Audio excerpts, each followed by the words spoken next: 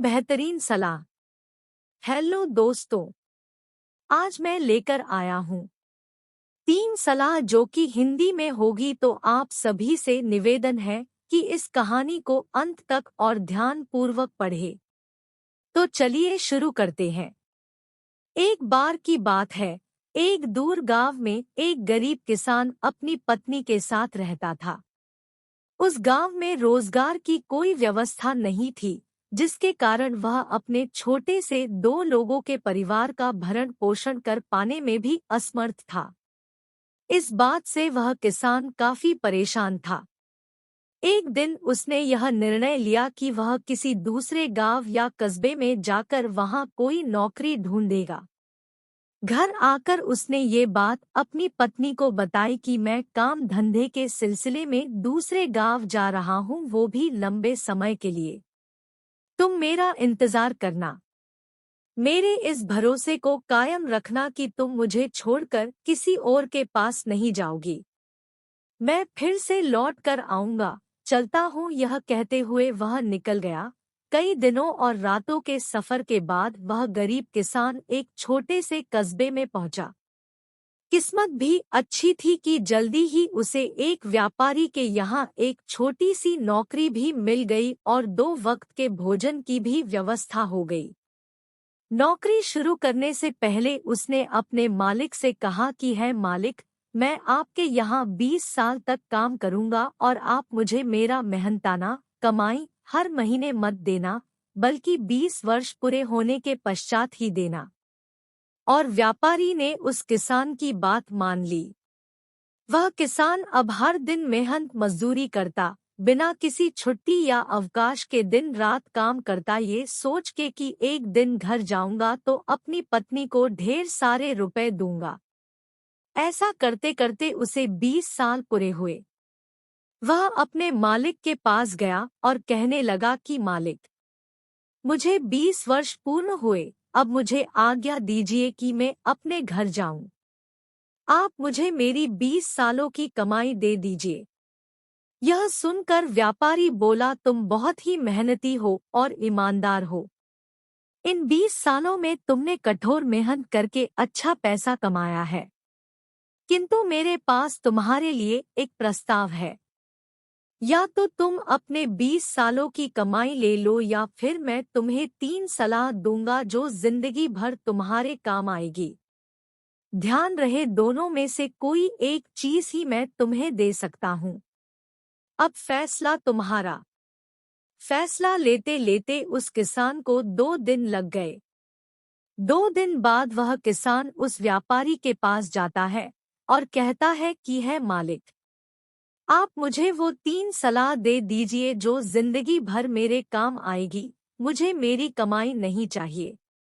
तब व्यापारी बोला कि ठीक है, मैं तुम्हें वो 3 सलाह देता हूँ। ध्यान पूर्वक सुनना। पहली सलाह की जीवन में कभी भी शॉर्टकट, आसान रास्ता नहीं लेना।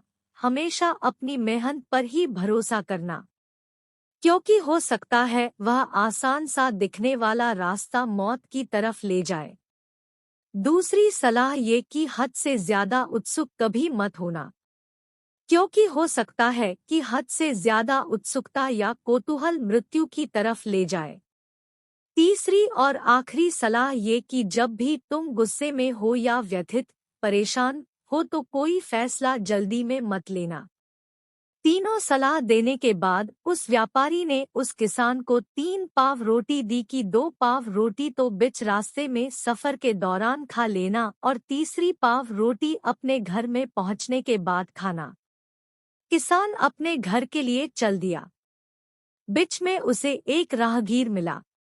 राहगीर पूछने लगा कि भाई कहाँ जा रहे हो?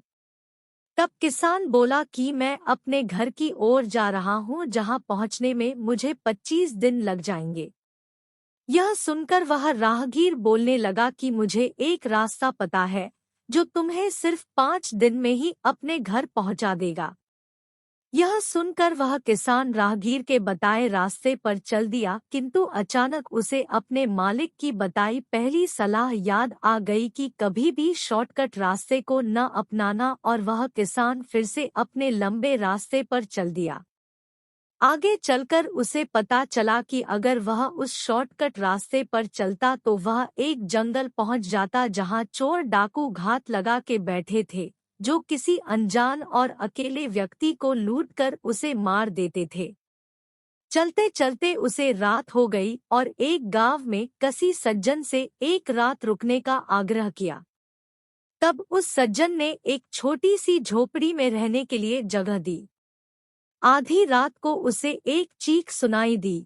वह किसान उस चीख को सुनकर झट से अपने पैरों पर खड़ा हो गया और दरवाजा खोलने ही वाला था कि अचानक उसे अपने मालिक की बताई दूसरी सलाह याद आ गई कि हद से ज्यादा उत्सुकता खराब होती है। यह सोचकर उस किसान ने दरवाजा नहीं खोला और फिर से सो गया।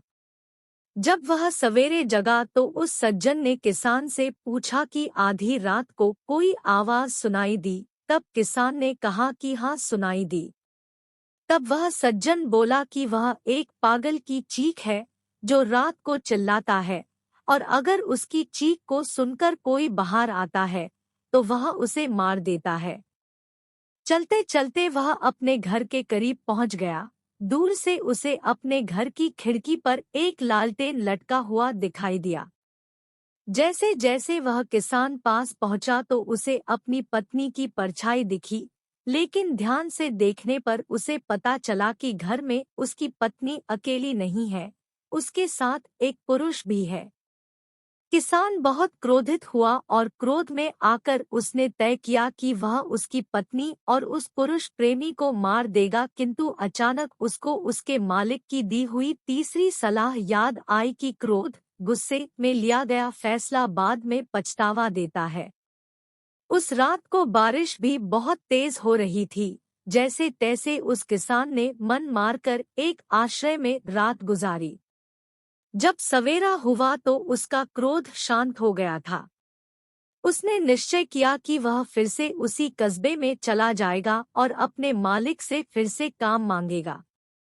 लेकिन जाने से पहले एक बार अपनी पत्नी से जरूर मिलूंगा और कहूंगा कि मैं अभी तक केवल तुम ही से प्यार करता रहा हूँ।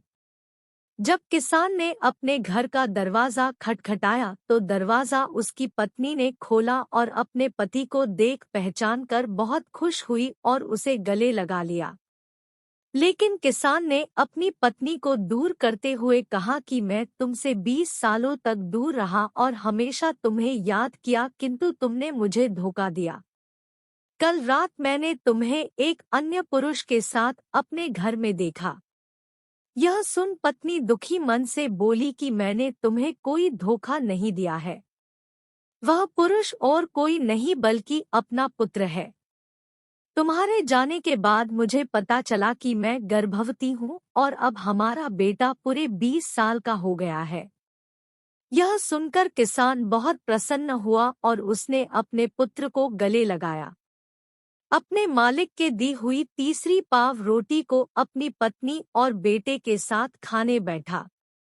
जब उसने पाव रोटी को तोड़ा तो देखा कि उस पाव रोटी के अंदर वो सारे पैसे थे जो उसने इन 20 सालों में कमाए, साथ ही उसका ब्याज भी था। पूरा परिवार बहुत प्रसन्न हुआ। इस कहानी से हमें यही शिक्षा मिलती है कि जीवन में हमें कई बार त्याग करना पड़ता है, कई बार हमें बहुत धैर्य रखना पड़ता है। जब मन माफिक परिणाम नहीं मिलता है तो हम सब परेशान हो जाते हैं, किंतु देर से मिलने वाला परिणाम सोचे गए परिणाम से काफी ज्यादा अच्छा होता है। इस कहानी में बताई गई 3 सलाह को हमेशा ध्यान में रखें। दोस्तों, मैं आशा करता हूँ कि ये कहानी आपको बहुत अच्छी लगी होगी। अगर कहानी अच्छी लगी है तो इस कहानी को अपने दोस्तों के साथ जरूर शेयर करें। नीचे अपनी राय कमेंट में जरूर दें और भी ऐसी मोटिवेशनल और इंस्पिरेशनल कहानी पढ़ना चाहते हैं तो इस चैनल को सब्सक्राइब करें ताकि आप पढ़ सकें ऐसी प्रेरणादायक और शिक्षाप्रद कहानियां, वो भी सबसे पहले। और ध्यान रखें, सब्सक्राइब करने का कोई पैसा नहीं लगेगा, तो जल्दी से कीजिए। धन्यवाद।